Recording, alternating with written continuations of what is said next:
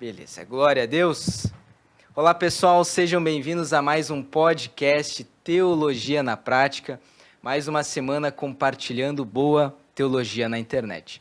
Hoje nós temos uma entrevista muito legal, você pode ter visto aí no card, né, do programa, mas antes de nós começarmos com a nossa entrevista, eu quero deixar o recado já para você que está assistindo no YouTube, tem um botãozinho aqui embaixo para você se inscrever no canal. Você deixa o seu like também, a sua inscrição, o seu like é muito importante para o nosso canal, porque isso atinge mais pessoas. Bom, hoje eu estou sozinho aqui, o meu companheiro de podcast, o Lucas, está lá em Flores da Cunha, mas nós não podíamos perder essa oportunidade de entrevistar esses dois queridos, Pastor Luiz e Miriam, lá de Osasco. Obrigado pela presença de vocês e sejam bem-vindos. Amém? Amém. Bom, então o pastor Luiz e a pastora Miriam são lá de Osasco, São Paulo, da Igreja Evangélica Jardim de Abril. Isso mesmo? Exatamente. A IEJA? IEJA. A famosa IEJA. E eles estiveram conosco na conferência aqui, foi uma bênção, conferência Céus Abertos. E já aproveito, o pastor chamou para vocês pregar aí, já para aproveitar a viagem. Eu também, não sou bobo, né? Vou chamar os pastores para a gente conversar um pouquinho no nosso podcast. Bom, e aí, como é que foi essa viagem aí? Foi boa? Foi tranquilo. Saímos quarta-feira, 8 horas da manhã. Viajamos até Lages, né? Demos 2 paradas. Em Lages descansamos. E na quinta-feira chegamos aqui 11 horas, tranquilo. Muito tranquilo. Muito tranquilo? Ah, o pastor não achou muito tranquilo não, né? É chão, né, irmã? Muito. É muito, né? Muito. Ficar preso dentro de um carro só o tempo inteiro é muito longe, é cansativo, é um pouquinho cansativo. Tem Mas, gente que glória a gosta, né? A Deus. gente tem o irmão Adão que tá fazendo até um motorhome. Ele adora, né, essas viagens longas, mas é bênção de Deus pra gente estar junto aí na conferência. E foi boa a conferência, né, irmãos? Gostaram da conferência? Foi maravilhosa. Segunda conferência, segunda vez que vocês estão aqui com a gente, Segunda né? vez. Ela veio só na primeira, eu vim na primeira e a segunda. Maravilhoso, maravilhoso. Também é um momento de fuga, de descansar, de passear. Maravilhoso. Coisa boa. Bom, aqui é bem informal, tá? A gente tem um bate-papo e uma conversa e a gente quer conhecer um pouquinho mais vocês, tá? Então, a primeira pergunta que a gente sempre faz para os nossos entrevistados, o senhor até falou na ministração, ele perguntou quem nasceu num berço evangélico. E pouquíssimas pessoas nasceram num berço evangélico. Eu queria perguntar para vocês como Jesus encontrou vocês. Eu imagino que vocês não nasceram num berço evangélico, né? Conte para nós brevemente como é que foi a história de vocês aí. Quando vocês conheceram a Cristo, como Jesus encontrou vocês? Vai ser eu que respondo, porque fui eu que carreguei ele. É. Então, mas, na verdade, o meu foi quase um berço evangélico. Eu era muito bebê ainda, muito novinha, quando meus pais se converteram. Só que depois meus pais acabaram se afastando também do evangelho. E eu retornei, depois já de casada, eu passei uns 30 anos, eu retornei para o evangelho. E aí, com essa idade, antes a parceria do mundo, que eu estava envolvida, que minha família estava envolvida, nós conhecíamos a palavra, mas esse tempo que nós passamos fora foi um tempo, na verdade, de muita luta, muita destruição no relacionamento dos meus pais, na família inteira. E o engraçado é que essa luta, essa destruição também veio para o meu casamento. Aliás, foi no casamento de todos os filhos, porque a maldição ela segue. E aí, quando eu me casei, nós nos vimos nessa luta, nessa maldição que estava sobre a minha família, veio para o meu casamento. E nós chegamos num ponto de íamos nos separar, porque era muito complicado o relacionamento. E aí o Senhor entrou num convite para ir para uma igreja, eu fui, e o Senhor ali me resgatou novamente. E aí eu voltei para o Evangelho e depois de 3 anos e meio ele também se converteu. Olha só. Mas quando a gente fala a respeito de bênção e maldição, é bem sério isso. Os filhos carregam tanto a bênção quanto a maldição. O pastor Jorge fala muito sobre isso, né? Ele até tem um livro best-seller, né? Bênção e Maldição. E é bem verdade isso. A gente vê nas famílias. Tem aquela história, ou o pessoal vem pelo amor ou pela dor, né? E geralmente é pela dor. Geralmente quando o casamento está quase terminando, aí que o pessoal, não, já que não tem mais jeito, eu vou buscar no Senhor.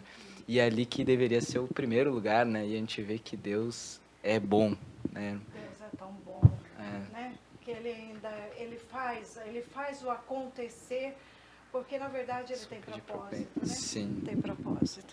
Amém. Um pouquinho disso, mas eu queria saber assim, ó, como é que foi essa experiência? Convidaram você para ir no culto?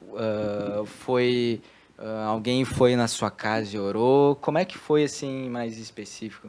Era no Dia das Mães, minha cunhada tinha ido visitar a igreja Renascer em Cristo e ela tinha gostado muito, se converteu e ela, nesse Dia das Mães, ela me convidou também. Falou assim, olha, eu fui num lugar muito bom, muito gostoso, tudo diferente e tal. Vamos lá. E aí eu acabei cedendo e fiquei meio assim, falei assim, deve ser chato pra caramba, mas a companhia dela era boa. E aí eu aceitei ir. Quando eu cheguei na igreja, é uma igreja muito grande em São Paulo. Tem até programa na TV, né? Tem. A igreja sede era uma igreja muito grande. E lá no meio daquela multidão toda lá, parecia que a ministração era só para mim. E quando o pastor fez um apelo, eu desesperadamente saí. Aquele caminho era tão grande para chegar lá na frente. Aí eu falava, meu Deus do céu, cada passo parecia uma eternidade, mas eu queria, assim, o toque foi tão bom, tão gostoso, que eu queria ir correndo para me jogar mesmo. Essa é a última oportunidade que eu tenho de alguma coisa dar certo. E se é essa, eu vou pegar com... Não me interessa o que vai acontecer, mas eu vou pegar com tudo que eu posso, com as 2 mãos. E aí eu fui rapidamente para frente, me debrucei em lágrimas, tal. E ali eu tive um encontro com o Senhor, que saí de lá totalmente transformada, totalmente mudada, que eu cheguei em casa e criei um impacto muito grande. Mas foi um encontro que não precisava outro encontro com Deus, de muito bom que foi mesmo. Ali marca a gente, né? Ali selou. É como Saulo a caminho de Damasco, ali que Deus nos encontra, né? Foi um selo assim que o Senhor deu, assim que virou a minha vida de um outro jeito. Um detalhe, né? Eu tinha uma predisposição para suicídio, porque eu estava no estado de depressão por conta do casamento.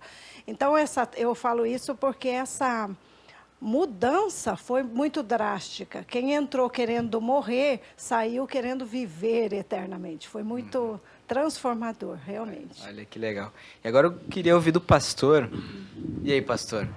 Como é que foi chegar em casa e ver a sua esposa, que você já dividia, né, uma vida com ela, diferente? Como é que foi essa experiência aí? Foi muito difícil.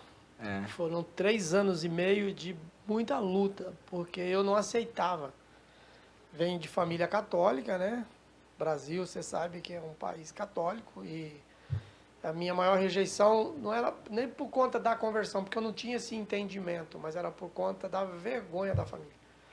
Então essa foi a minha maior luta. E aí eu quis inverter, eu quis levar ela para a igreja católica. Quando ela se posiciona, aí ela até chegou aí comigo, mas aquilo que ela encontrou era muito maior, né? E foi difícil. Foram 3 anos e meio de muita luta, muita briga, desencontros. Porém, Deus ele já nos conhece. Ele tinha e tem propósito em nossas vidas. E no meio dessa luta toda, nós nos separamos. Mesmo que eu tinha momentos que eu perdi o controle, né? Mas nos separamos. E aí, com o passar desses 3 anos, eu conheci pessoas também, porque a igreja, ela se converte na Renascer, mas um dia falaram para mim, no meio do fogo cruzado mesmo, olha, Luiz, tem uma igreja boa aqui no Jardim de Abril. Eu não conhecia. Aí eu falo para ela, menina, no Jardim de Abril tem uma igreja boa, porque ela era proibida de ir à igreja, ela era proibida de ouvir rádio. O senhor proibia? Proibia. E eu falei, aqui no Jardim de Abril tem uma igreja boa. E ela foi nessa igreja. Só que, diferente da Renascer que ela tinha se convertido, mas ela podia ir ali naquela igreja. Só que ela, onde tinha uma porta aberta, ela entrava. Porque ela queria, ela e os filhos oravam para a minha conversão. E ela foi nessa igreja, no primeiro momento, não era o que ela queria, mas eu disse também, vai à igreja, mas não queria que ela fosse. Mas começou a ir, e eu comecei a ver pessoas, porque eu tinha um mercado no bairro, né, que era cliente minha que frequentava essa igreja. Eu jogava bola também nessa época, né, e ela viajou para o Paraná e eu quis conhecer a igreja, curiosidade do homem, né. Rapei minha cabeça, rapei meu bigode e fui para essa igreja. Igreja grande, sentei lá. Disfarçado. Disfarçado. Ele não queria que ninguém reconhecesse ele. Olha só, né? Aí nesse dia, o pastor Reinaldo Meris que estava pregando, eu não conhecia, nunca tinha visto. Então ele, na palavra, e é o que Deus, da maneira de Deus agir, né? Então, aquele homem relata a minha vida. E eu fiquei ali impressionado com aquilo, mas por dentro me remoendo. Como é que ele sabia da minha vida? Eu falei para a Miriam, se ela tivesse na igreja naquele dia em São Paulo, acho que eu faria uma besteira, porque eu ia falar, você contou a minha história, a minha vida, tudo para esse homem. Mas não tinha como, né? Então, eu não me converti naquele momento, mas a partir dali, eu começo a ver as coisas um pouco diferente. Aí foi um ano e meio mais, e uma situação que foi muito predominante também na minha conversão, que eu jogava futebol, e tinha um rapaz que ele era goleiro, a gente deu uma trombada e ele desmaia. E para mim, crente era tudo fora da casinha, né? E uma outra vez que eu volto na igreja, num evento, ela me convidou para ir, eu fui, até um aspas aqui, e quando a gente volta da igreja, ela foi muito legal comigo, carinhosa comigo. Aí eu falei, opa, eu vou para a igreja todos os convites que ela fizer. Só que eu chego na igreja e esse rapaz está lá, tocando, guitarrista da igreja, e aquilo me impressionou. Eu falei, caramba, aquele cara joga bola e está aqui na igreja tocando. Isso também foi me quebrantando. E os anos foram se passando, e chegou ali por 3 anos e meio, que eu tinha uma oração na igreja todos os dias, era das 6 às 7, 7 às 8, e da 8 às 9. E eu comecei a ir com ela da 8 às 9, mas nesse tempo eu tinha perdido praticamente o meu mercado, porque eu já não conseguia trabalhar, né? Eu tinha me machucado o joelho, tinha sido operado. Então, passando um momento assim muito difícil, distante de família, tudo por conta da rejeição de Cristo, né? Porque eu não conhecia as outras coisas na vida dela, aquilo que Cristo estava fazendo. E ela em campanha, e ela em oração, eu fazia ela, minha sogra, e as pessoas que estavam junto no mesmo propósito. Mas aí chegou, 3 anos e meio aproximadamente, eu vou para a igreja nessa oração de manhã, e eu começo a ir, e já vai fazer desde 95, né, que eu me converti. Aí, num culto, eu aceito Jesus, né, eu me rendo ali a Jesus, mas com hábitos arraigados, coisas que a gente traz do mundo, né, muito difícil. 3 anos para 4 anos, num apelo na igreja, no culto, eu vou para frente. Aí ali sim eu tenho um encontro verdadeiro com o Senhor Jesus. E nunca mais saímos da igreja, né? Começamos a participar de todos os eventos, tudo que é curso. Foi assim. E aí... Começou a pegar o gosto. Comecei a pegar o gosto, e a família toda envolvida hoje. Né? Nós pastoreamos o Jardim de Abril, a nossa IEJA em Osasco. Mas nós temos também em Araçariguama, né, a IEJB, Igreja Evangélica do Jardim Brasil, em Araçariguama. Agora, em julho, já fez 10 anos. Já fez 10 anos, né? Então, estamos caminhando. Os filhos servindo ao Senhor Jesus, né? Minha filha cuida é superintendente da IBD de Osasco, e aí minha esposa e meu filho Guilherme, minha filha menor, cuida da parte em Araçariguama, né? Então estamos aí nessa Olha só, luta. que legal. Uma coisa que me chama a atenção, eu gosto muito desse programa porque eu conheço como Deus toca nas pessoas, né, a forma dele agir. E uma das coisas que até foi comigo, uma das primeiras vezes que eu fui num culto evangélico, depois de um encontro que eu tive, uma vez, o pessoal conhece meu testemunho, uma vez meu pai fez uma oração lá em casa, ninguém queria aceitar Cristo, ninguém queria, só meu pai ia na igreja, até que um dia meu pai falou, vamos fazer uma oração aqui? Deus falava com ele, reúne tua família e faz uma oração. E isso aconteceu, só que ele chegava em casa e o lar estava conturbado e ele desistia, né? Acho que na segunda ou terceira vez foi tão forte que reúne tua família e faz uma oração. E naquela oração Deus me encontrou, eu chorei, né, no quartinho lá. Primeira vez que eu vou na igreja, parece que o pastor sabia toda a minha vida. Esse eu acho muito engraçado a forma que Deus age, né? Eu pensei, meu pai deve ter falado para esse pastor aí o que eu tô passando e tal. 17 anos eu tinha. Mas eu já tinha as minhas batalhas, né, as minhas lutas. Então a gente vê como Deus toca, né, na nossa vida, a forma. E eu acho muito bacana isso, conhecer o que Deus faz nas nossas vidas. Mas uma coisa que eu queria perguntar para vocês, hoje é uma entrevista breve aqui, e o ministério, aonde surgiu? Porque, para quem não sabe, né, o senhor já falou, tem um ministério, vocês são lá da igreja do pastor Adolar, né, o pastor Adolar já esteve aqui na nossa igreja também, e aonde surgiu o ministério? Quando que caiu a ficha que Deus tinha um chamado, uma obra ministerial na vida de vocês? Eu começo a congregar então no Jardim de Abril, logo me torno membro da igreja. E eu sempre fui comerciante. E o fato de eu trabalhar no comércio facilitou a minha introdução na igreja, porque eu observava, por exemplo, teve uma situação lá assim, olha, vai ter uma reunião amanhã à noite, que era domingo, na segunda-feira teria uma reunião. Ninguém nos convidou. Eu falei para mim, vamos lá para ver o que acontece nessa reunião. E era uma reunião para casais. E a gente ali já se infiltra. Então tudo que a gente ouvia, então nós começamos a nos infiltrar. Nos departamentos. E a igreja passado um ano depois, ela tinha o curso teológico na igreja também. E a gente também entra ali. Então eu comecei a me envolver com as coisas do Senhor Jesus. Eu comecei a ter curiosidade com essas coisas e querer fazer. Eu não tinha noção de chamado, que eu tinha o chamado para pastoreio. Porém, nesse momento difícil da nossa vida, foi uma mulher orar, uma profeta na nossa casa, né? Nós tínhamos um trabalho em casa, né? Isso. Um trabalho de oração.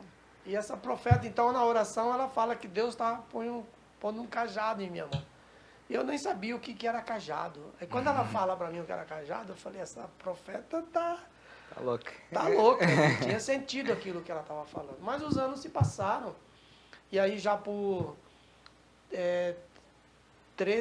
12 para 13 anos no Jardim de Abril, então surge a igreja de Araçariguama, de um pastor ir para lá. Só que eles precisavam de pessoas para estar ajudando. E como nós já estávamos no ministério, eu já era um diácono da igreja, então alguns casais foram selecionados para ir com o pastor. E eu com a Miriam fomos selecionados também. Por conta da facilidade de eu ser autônomo, então acabou que a gente foi com esse pastor. Só que esse pastor fica na cidade de Araçariguama somente 3 meses. E ele volta para a sede. E nós continuamos o trabalho. Tinha 20 pessoas. E nós continuamos o trabalho, ficamos e fomos ficando. E as pessoas começam então a nos chamar de pastor e pastora, por conta do que estava fazendo. Em 8 meses a igreja de 20 foi para 100 membros. Olha só. Então já não cabia mais naquele salãozinho. E não tinha salão no bairro. Aí um irmão chegou e falou, pastor, tem um terreno vendendo aqui próximo. A gente foi lá, viu o terreno, no primeiro momento nos interessou, porque era um buraco e tal. Mas a segunda vez que a gente foi, a gente já viu uma igreja. Então nós compramos o terreno e ali nós construímos o prédio, né? E já vai fazer 10 anos. Foi uma coisa fácil? Não foi fácil. Foi difícil, mas Deus estava nesse propósito. Nos enviou para lá e ali a gente comprou, construímos a igreja. E a nossa vida, tanto espiritual, como social, como patrimonial, Deus fez assim algo tremendo naquele lugar. Então, a unção do pastoreio foi ali. Por quê? Por conta das pessoas já ter dado esse crédito, nos colocar nessa honra, não tínhamos outro caminho. Eu continuava não entendendo tudo aquilo que estava acontecendo, mas nós já tínhamos conquistado o respeito da cidade, inclusive, pelo aquilo que nós estávamos fazendo. Então, a direção sentou, né, conversou com a gente de ungir pastor. Né? E eu queria trabalhar, eu queria fazer para Jesus. Né? Nós estávamos Independente de cargo, de título. Exatamente. Na verdade, não tinha um entendimento assim de eu preciso de um título, uma carteirinha, um negócio para trabalhar para o Senhor. A gente, na cabeça da gente, isso fica muito... Parece que a pessoa precisa se reduzir tanto para poder expandir. Não entendo como que faz tem essa atitude. Então, a gente trabalhava como pastor, mas sem ser pastor, e isso não nos incomodava. Porque, na verdade, a gente sentia o chamado dentro do coração. Nossa, o Senhor nos chamou, mas como chamou a todos. Não é algo assim especial, específico, não. O Senhor chamou a todos. Pastoreia a sua casa, pastoreia os seus filhos, pastoreia os seus amigos, pastoreia onde você estiver, pastoreie. Você precisa ser o sal, ser a luz onde você está. Isso é um pastoreio. E nós entendíamos isso. Só que precisava ainda daquele derramar de óleo, né? E aí que a gente foi. Tudo bem, a gente já está fazendo isso. Qual que é, né, a diferença? Mas nunca foi assim, pensando em ter a formação para depois executar. Foi executando primeiro para que depois viesse tudo aquilo, né? Viesse toda aquela recompensa de um título, de uma carteirinha, de ou tanto que assim, se a pessoa fala assim, chamei você de Miriam, não chamei você de pastora. Ou eu falo, meu nome é Miriam, eu estou no pastoreio, mas eu sou Miriam, não sou pastora Miriam, não tem essa necessidade. Eu estou no pastoreio, né? Isso é muito legal. E aí fomos ungidos, e a partir daí continuamos trabalhando, pregando o evangelho da mesma forma. Só dar um parênteses aqui, enquanto vocês estavam falando disso, eu lembrei da história do pessoal em Atos. Depois que Jesus foi para os céus, os apóstolos continuaram dando prosseguimento, né, no ministério, e chegou um momento que as viúvas não estavam recebendo alimento. Eles falam, não, a gente vai ter que nos consagrar para a palavra, para a oração, e a gente designar alguns homens cheios de fé e do Espírito Santo para distribuir as cestas básicas, os alimentos. E o que aqueles homens começaram a fazer? Eles começaram a pregar o evangelho, começaram a orar pelas pessoas. Estevão, cheio do Espírito Santo. Então foi mais ou menos... que fez Jesus se levantar do lugar dele. Então a gente vê isso. Às vezes, é só entregar uma cesta básica, mas eu vou fazer o meu melhor.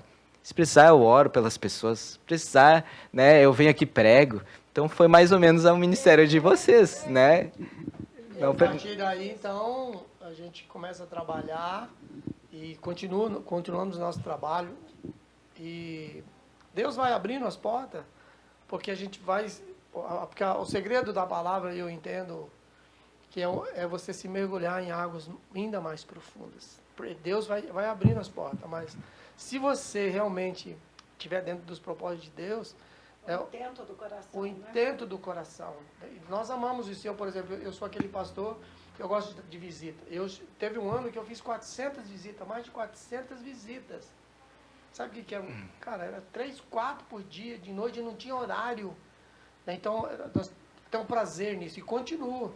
Eu não sou um profundo conhecedor, eu não sou um pregador da palavra, mas eu sou um pastor de famílias, pastor de ovelhas, que gosta de visitar, que gosta de hospital, gosto de presídio. Eu fiz a capelania, então eu tenho prazer nisso. Você liga, você me chama, cara, é o que eu amo. Então, a gente prega a palavra, né? Porque o chamado é para todos. Um dia você está de manhã no casamento e à noite você está fazendo um velório. você estar no meio das pessoas, tanto na tristeza como na alegria, ou seja, mas é você estar no meio das ovelhas. Tem pastor é pastor. Essa é vida de pastor, né? Isso é vida de pastor. Se alegrar com os que se alegram, chorar com os que choram. Né? E depois de 7 anos em Araçariguama, né, e o nascedouro do Jardim de Abril da IEJA, então surge a oportunidade, né, de voltarmos. Surgiu uma situação na igreja, que não é o caso agora, e de alguns nomes que tinham lá para presidir a igreja, nós fomos colocados. E a gente vem e acaba sendo ali eleito. Né? Então já fez 4 anos agora em outubro, né, e nós fomos reeleitos para mais 4 anos. Jamais passaria pela minha cabeça de eu presidir aquela igreja com algo tremendo, gigante, né? Nunca passou pela minha cabeça. Mas quando Deus abre essa porta, Ele vem e confirma. E ali nós estamos trabalhando também. E hoje, pela honra e glória do Senhor, nós estamos, né, cuidando ali da IEJA e da IEJB com muito esforço, que não é fácil, são 50 quilômetros aproximadamente uma da outra. Família dividida, né? Mas servindo ao Senhor Jesus. Então isso alegra o nosso coração. E o sacrifício, Deus tem as recompensas, dado né? todas as recompensas. Estar aqui, né, em Caxias, já pelo 3º ano, né, já estivemos, né, em Belo Horizonte, já tivemos em vários lugares aí do mundo, aí, falando do amor de Jesus. Então essa é a recompensa que nos motiva a caminhar mais uma milha com Jesus. Amém. Glória a Deus. Bom, pessoal, e para a gente finalizar essa breve entrevista aqui, o nosso podcast, hoje o pastor trouxe uma mensagem aqui na nossa igreja sobre família, né? E para finalizar, porque assim a gente vê muitos pastores no ministério, que seu ministério está abençoado, né? Está pregando a palavra, pessoas estão se convertendo, mas muitas vezes lá dentro de casa os filhos estão se perdendo.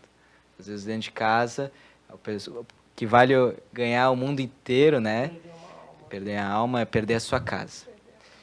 O que você daria de dicas para o pessoal aí que serve a Cristo, para que a sua família também esteja a salvo no ministério, esteja junto, caminhando com Cristo? Pequenos conselhos, eu sei que o senhor teve uma mensagem toda para isso, mas para a gente finalizar, conselhos para que a sua família continue nos caminhos de Deus. Eu penso que o primeiro ministério é a família, né? Primeiro o pastoreio. Então eu entendi isso. E hoje, com todos os nossos trabalhos, nós temos o cuidado, né, de estar com a família. Então, o que eu diria às pessoas, aos pais, principalmente que a palavra fala do sacerdócio, né, que a esposa também mas é responsabilidade maior da sobre nós, né, que cuida da sua família, né? Pregue a palavra para a sua família, dê exemplo, né, seja um testemunho de Cristo.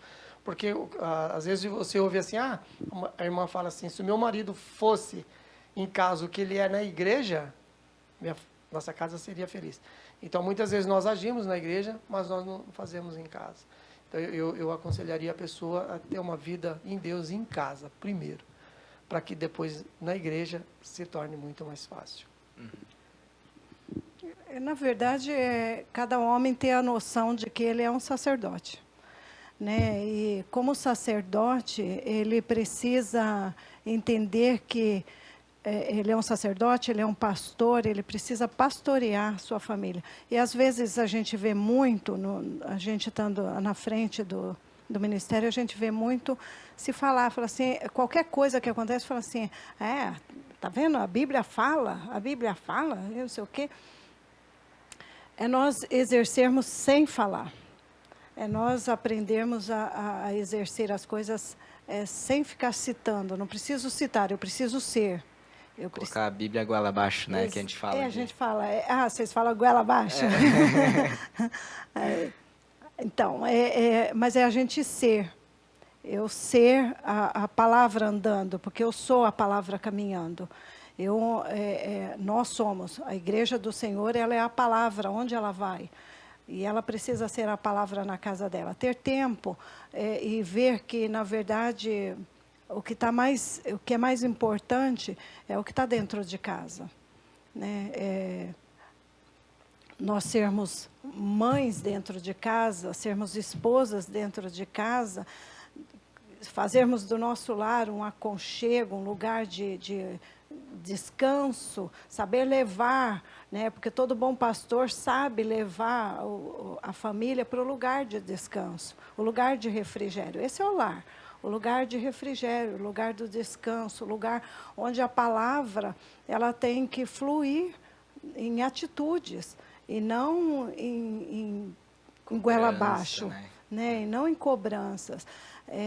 Esses são princípios, e é o lugar, e a gente entender que também, como ele é o lugar do descanso, também é o lugar onde se trava batalhas, porque é o lugar que tem vale de sombras ali, né? Se a fala de vale, já é um lugar que, opa, já deu ruim aqui, né? E na hora do deu ruim, saber que o Senhor, Ele pode nos capacitar a dar a melhor solução na hora, a melhor, o melhor resultado que nós esperamos. Ele está conosco, saber que Ele está ali naquele lugar, fazer daquele lugar o lugar da presença do Senhor, o lugar onde o Senhor habita. Fácil? É fácil. Se nós conseguirmos entender que precisamos primeiro pensar que somos um espírito que habita, que tem uma alma e habita num corpo, a gente deixa o espírito nos guiar. E quando o espírito nos guia, se torna fácil. Eu não vou gritar quando ele está gritando. Então, com sabedoria, né? O espírito nos leva a ter a sabedoria. Porque nós, por nós mesmos, nós não temos sabedoria. Sabedoria vem do Senhor, vem de Deus. Tem muita gente inteligente que não é sábio. Então, sabedoria é você saber usar a sua inteligência na hora certa, no momento certo, da forma certa. Então, isso só o Espírito Santo faz. Só o Espírito Santo. Então, nos deixarmos guiar pelo Espírito. Isso é fundamental. A gente vai entender e vai ver o Salmos 23, o Salmo 128, onde os filhos estão ao redor de mesa. Mesa, eu daria um bom conselho. Mesa é lugar para que o celular não esteja. Mesa é lugar de conversar. Mesa é lugar de colocar a comunhão, colocar as coisas sobre a mesa. Eu gosto muito de pensar que muitas vezes a gente fala assim que a pessoa precisa ir para a cruz. Errou, fez alguma coisa errada. Vai na cruz. Não, Jesus não mostrou isso. Vai na mesa. Porque mesa ele mostrou 2 vezes. Ele reuniu antes na mesa. Ele reuniu na mesa. Quando eles não entenderam, ele falou assim, olha, eu vou reunir vocês aqui, porque aqui eu vou contar para vocês o que vai acontecer. E ele falou todas as coisas, e depois ele foi para a cruz. Só que depois você vê a Bíblia falando que eles não entenderam. Achamos que ele ia resolver todos os problemas e tal. E aí depois ele reúne eles novamente numa mesa e ele parte o pão. E quando ele parte o pão, eles o reconhecem. Né? Que a gente vê a história do caminho de Emaús. Eles os reconhecem no partir do pão. Ou seja, na mesa novamente. Falou assim, era mais ou menos quando ele dizia, vocês não entenderam? Então eu vou lá. Ele fez o cenário todo de novo, pôs na mesa de novo. A mesa ele colocou antes e depois. É na mesa. Reúne sua família na mesa. Guarde o celular. Pergunta para sua esposa como foi o dia dela, como foi o dia das crianças. Tenha conversas, tenha hábitos, né, de estar falando, falar do que a gente está falando. A gente está falando da palavra aqui. Isso é mesa posta, né? Fala da palavra, não é pregar, é aprender, é compartilhar, é dividir, é isso, né? Bem para a família, eu penso que seria o maior conselho isso. A mesa é o lugar onde precisa voltar, ter a necessidade de voltar e ter a comunhão necessária para que Cristo se revele. Porque a revelação foi na mesa. Muito bom, muito bom.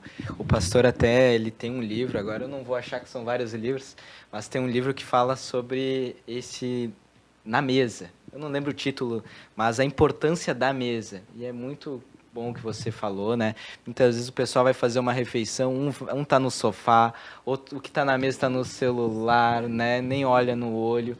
Então isso eu acho bacana, um baita conselho pra gente, né? Praticar na nossa vida.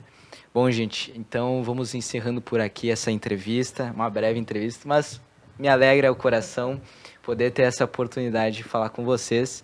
Muito obrigado pela disponibilidade, viu, irmãos? Se quiser dar um tchau aí pro pessoal, né? A gente que agradece. Muito obrigada por a recepção e por estar aqui nesse podcast que a gente nunca pensou que estaria fazendo um podcast. Olha só, né? Deus abençoe a todos. Até breve. Ano que vem vamos voltar. Em nome de Jesus. Amém. Abraço. Deus abençoe. Pessoal, obrigado mais uma vez pela sua audiência, né, no nosso podcast. Já deixe seu like.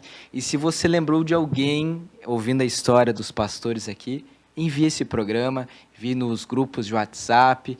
Seja um missionário virtual, como a gente brinca. Deus abençoe e nos vemos no próximo programa, em nome de Jesus. Até mais. Tchau, tchau.